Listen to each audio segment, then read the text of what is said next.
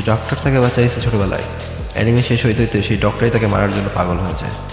তুমি জাস্ট ভাবো, a doctor who suffering a guilt to save the child, and that is আসলে ভাই বাঙালির চুলকানি মেলা।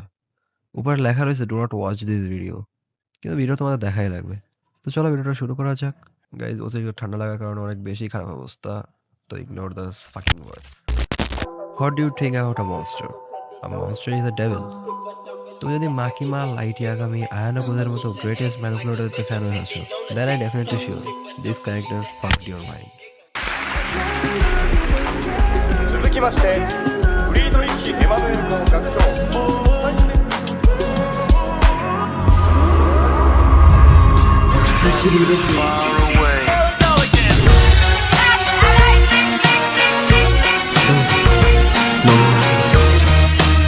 A greatest manipulator without any fucking superpower. তুমি যদি স্টোরি লাইন সম্পর্কে জানতে চাও তাহলে তোমার মনে হবে what the hell is this? তুমি এত এ সম্পর্কে কিছুই জানো না, কিন্তু যারা দেখছে তারা জানে what am I trying to say. He is behind everything.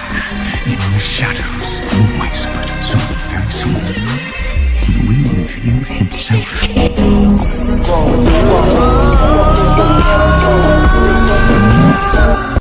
Yohan labour, যে ডক্টর তাকে বাঁচাইছে ছোটবেলায়, অ্যানিমে শেষ হইতে হইতে সেই ডক্টরই তাকে মারার জন্য পাগল হয়েছে। তুমি জাস্ট ভাবো, a doctor who suffering a guilt to save the child, and that is Yohan labour. তো চলো এই বিষয়ে তোমাদের একটু ঝাপসা ধারণা দিই। তো একজন ডক্টর যার নাম তেনমা কেনজো একটা মাথায় গুলি লাগা চাইল্ডকে বাঁচায়, যার মৃত্যু নির্ধারিত ছিল, কিন্তু সামহাও বাচ্চাটি বেঁচে যায়। কিন্তু কয়েকদিন যাইতে না যাইতে আমাদের সামনে এমন কিছু আনা হয় যা আমরা কল্পনাও করি না। হাসপাতালের যে কোনো জায়গা থেকে একজন একজন করে মারা যেতে শুরু করে, কিন্তু কেউ এটা কোনো কারণ জানে না। আর এরপরে কি আমরা জানতে পারি এই সব কিছু পিছনে আছে একজন, ইউহান লেবার।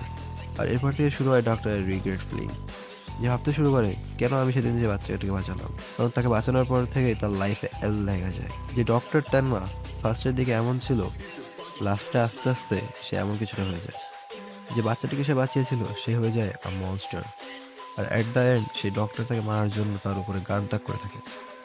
2004 সালে রিলিজ হওয়া অ্যানিমে মনস্টার ক্যান ফাক ইউর মাইন্ড ইজিলি। আর একটা খারাপ বিষয় হইতেছে 74 এপিসোডের অ্যানিমেটা সবার জন্য না। অ্যানিমের শুরু থেকে শেষ পর্যন্ত যেতে যেতে তুমি ডার্ক হিউমারে পুরো ভরে যাবা।